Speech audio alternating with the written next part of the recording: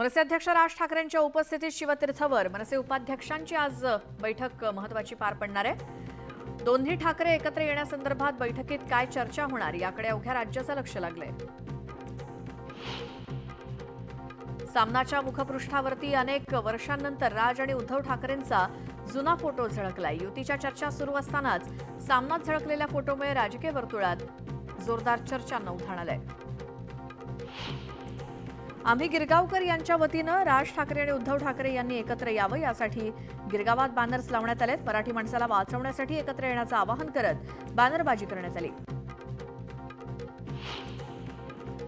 गडचिरोलीमध्ये कोट्यवधींचं बक्षीस असलेल्या 12 माओवाद्यांनी मुख्यमंत्र्यांसमक्ष आत्मसमर्पण केलं, तर आत्मसमर्पण केलेल्या माओवाद्यांच्या लग्न सोहळ्याला देखील मुख्यमंत्र्यांनी उपस्थिती लावली।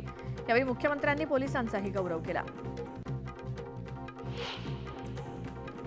मुख्यमंत्री देवेंद्र फडणवीस यांचा गडचिरोलीमध्ये रात्री मुक्काम होता। गडचिरोलीत मुक्काम करणारे देवेंद्र फडणवीस राज्याचे पहिले मुख्यमंत्री ठरलेत। पालकमंत्रीपद स्वीकारल्यानंतर जिल्ह्याच्या विविध कार्यक्रमांना मुख्यमंत्री देवेंद्र फडणवीसांनी हजेरी लावली। कल्याणच्या दुर्गाडी किल्ल्यावर हिंदूंना प्रार्थनेची परवानगी नाकारल्याच्या निषेधार्थ शिवसेनेकडून घंटानाद आंदोलन करण्यात आलं। यावेळी शिवसैनिकांनी मोठी गर्दी केली होती। कल्याणच्या लाल चौकी परिसरात मोठा पोलीस बंदोबस्त होता।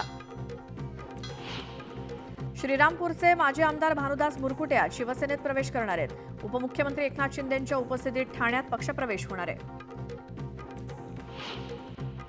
वाघ्या कुत्र्याचा पुतळा काढण्याची वेळ आली आहे। याला कोणताही ऐतिहासिक पुरावा नाही। ही वास्तू जितक्या लवकर काढली जाईल तितकं योग्य होईल।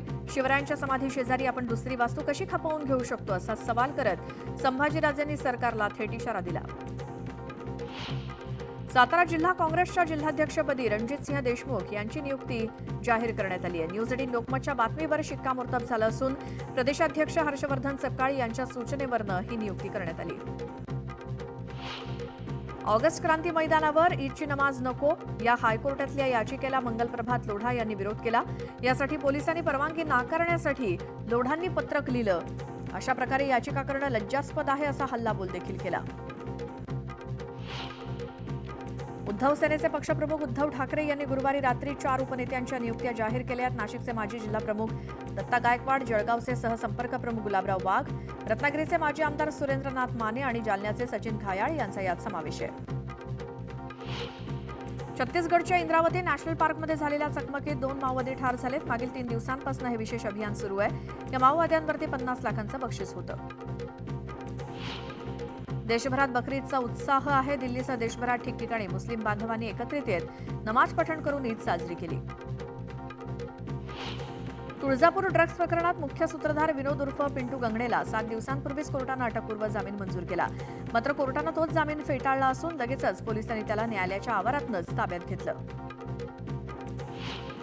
कल्याणनगर अपघात प्रकरणात अल्पवयीन मोटर चालकासह त्याच्या मित्राच्या रक्ताचे नमुने बदलण्यासाठी ससून रुग्णालयाच्या न्यायवैद्यक विभागाचा तत्कालीन प्रमुख डॉक्टर अजय तावरे याचाच हात होता। अल्पवयीनांचे रक्ताचे नमुने बदलून पुरावा नष्ट करण्याच्या कटात डॉक्टर तावरे सामील असल्याचे पुरावे सरकार पक्षाकडे आहेत, अशी माहिती विशेष न्यायालयात देण्यात आली। विविध अभियांत्रिकी आणि देखभालीची कामं करण्यासाठी मध्य रेल्वेच्या मुख्य हार्बर आणि पश्चिम रेल्वे मार्गावरती रविवारी मेगा ब्लॉक घेतला जाणार आहे। मीरा रोड आणि भाईंदर दरम्यान मेट्रो 9च्या गर्डर लॉन्चिंगसाठी 3 दिवस रात्रकालीन ब्लॉक घेण्यात येणार आहे। राज्यात दिवसेंदिवस कोरोना रुग्णांच्या संख्येत वाढ होत असून राज्यामध्ये शुक्रवारी 114 नवे रुग्ण सापडले। त्यामुळे रुग्णांची संख्या 1276 वरती पोहोचली। मुंबईतील रुग्णांची संख्या 612 इतकी झाली आहे। कोरोनामुळे एका रुग्णाचा मृत्यू झाला।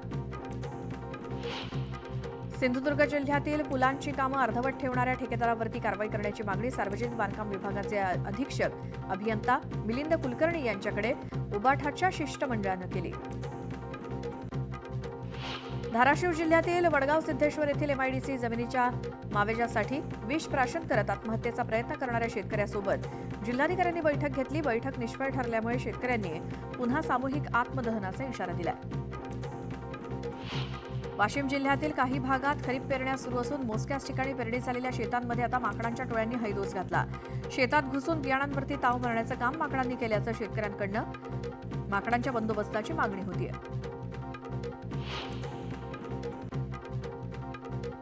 समग्र शिक्षण अभियानातून धडगाव तालुक्यातील त्रिशूल इथे बांधल्या जात असलेल्या फायबर फॅब्रिकेटेड शाळेच्या निकृष्ट दर्जाच्या बांधकामावरनं आमदार आमशा पाडवी चांगले आक्रमक झाले. त्यांनी थेट शिक्षण विभागाच्या अधिकाऱ्यांसह अभियंत्यांना निकृष्ट दर्जाच्या कामावरनं खडसावलंय. मनमाड भुसावळ दरम्यान तिसऱ्या रेल्वे लाईनचं काम ऑगस्टपर्यंत पूर्ण होऊन हा मार्ग रेल्वेसाठी खुला होईल, अशी माहिती मध्य रेल्वेचे महाप्रबंधक धर्मकुमार मीना यांनी दिली. सोलापूर विमानतळावरनं सोलापूर गोवा विमानसेवा 9 जूनपासून सुरू होणार आहे. गोव्यासाठी आठवड्यातून 4 दिवस विमानसेवा असणार आहे. मुख्यमंत्री देवेंद्र फडणवीस, केंद्रीय विमान वाहतूक राज्यमंत्री मुरलीधर मोहोळ यांच्या उपस्थितीत विमानसेवेचा शुभारंभ होईल. अण्णासाहेब पाटील आर्थिक मागास विकास महामंडळाचे अध्यक्ष नरेंद्र पाटील धाराशिव दौऱ्यावरती आहेत. यावेळी त्यांनी तुळजाभवानी मातेचं दर्शन घेतलं. रायगड जिल्ह्यातील संभाव्य दरडग्रस्त गावांच्या संख्येत वाढ झाली आहे. जिल्ह्यामध्ये 392 गावांना दरडीचा धोका असल्याची बाब समोर आली. यातील 71 गावं अति धोकादायक आहेत. पोलादपूर तालुक्यात सर्वाधिक 140 गावांचा समावेश आहे. जिल्ह्यात डोंगर भागात वसलेल्या गावांचं जिओलॉजिकल सर्व्हे ऑफ इंडियाकडनं सर्वेक्षण करण्यात आलंय. पंढरपूरची वारी सर्व धर्म, जाती आणि वयोगटातील लोकांना एकत्र आणणारी, समाधान आणि शांती देणारी परंपरा आहे. या ऐतिहासिक आणि पवित्र परंपरेत आधुनिक युगातील तरुणांना आणि नव्या पिढीला सहभागी करून घेण्यासाठी AI दिंडी नावाची एक अभिनव संकल्पना साकारण्यात आली. त्यासाठी आता या वारीत नवचैतन्याची दिंडी अनुभवता येणार आहे. धावत्या खासगी बसवरती विद्युत तारा पडल्याची धक्कादायक घटना मालेगाव शहरातल्या स्टेट बँक मार्गावरती घडली. तारा बसवरती पडल्याचं पाहून प्रवाशांचा गोंधळ उडाला. तार तुटल्यामुळे वीज पुरवठा खंडित झाला, त्यामुळे मोठा अनर्थ टळला. संत मुक्ताईच्या आषाढी वारी पालखी सोहळ्यानं पंढरपूरकडे प्रस्थान केलं असून या सोहळ्यासाठी उपमुख्यमंत्री एकनाथ शिंदे हे देखील उपस्थित होते. या पालखी सोहळ्यामध्ये त्यांनी सहभाग घेतला आणि संत मुक्ताईच्या समाधी मंदिरात एकनाथ शिंदे यांनी दर्शन घेऊन पालखी सोहळ्यात सहभाग घेतला. या पालखी सोहळ्यामध्ये पालखी रथावर एकनाथ शिंदे यांनी सारथ्य केलं. जळगाव जिल्ह्यात मे महिन्यात 70 मिलीमीटर पाऊस झाला. या पावसामुळे जिल्ह्यातील 3 मुख्य धरणांसह मध्यम प्रकल्पांमध्ये सुद्धा चांगला जलसाठा आहे. वाघूर धरणात सर्वाधिक 67% जलसाठा शिल्लक आहे.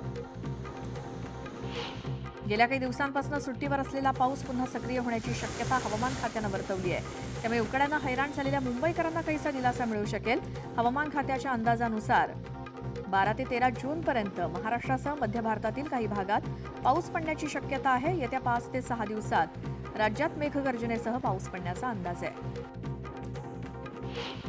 पंढरपुरातील टेंभुर्णी पोलीस निरीक्षक नारायण पवार यांनी 2 पेक्षा जास्त गुन्हे असणाऱ्या गुन्हेगारांना पोलीस स्थानकात बोलावून सज्जड दम भरला. पुन्हा तक्रार आल्यास मोका आणि तडीपारीसारखी कारवाई करण्याचा थेट इशारा त्यांनी दिला.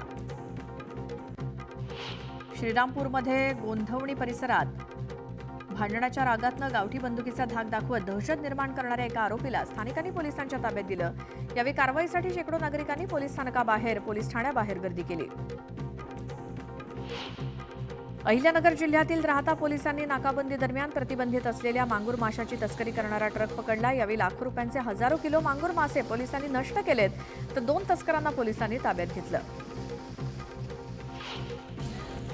पुणे नाशिक महामार्गावरती आंबेगाव तालुक्यातील एकलहरे इथून सुरू होणाऱ्या कळंब बायपास चौकामध्ये भरधाव वेगाने येणाऱ्या बसनं दुचाकीस्वाराला चिरडलं. यात महिलेचा जागीच मृत्यू झाला तर 1 जण गंभीर जखमी झालाय.